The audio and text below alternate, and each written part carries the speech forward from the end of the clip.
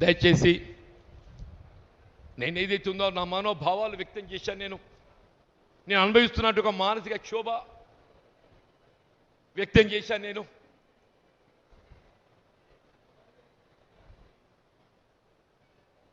నేను పార్టీ వీడడం అనేది నాటువంటి బాధాకరమని చెప్తున్నా.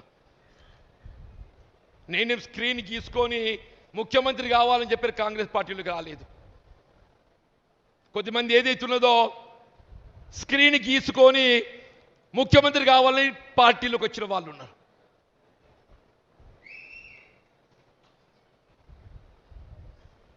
నేను పార్టీలో చేరినాడు ముఖ్యమంత్రి కావాలని కోరుకోలే. నేను ఇవాళ కూడా కోరుకుంటాను. నేను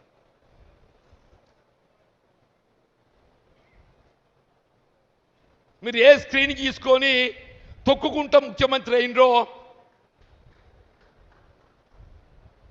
సంతోషం నాయన, కానీ మమ్మల్ని కూడా బతకనియండి.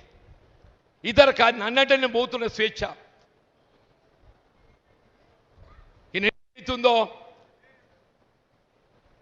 ఈ తొక్కుడు భరించ కాబట్టి నేను స్వేచ్ఛ కోరుకుంటున్నా.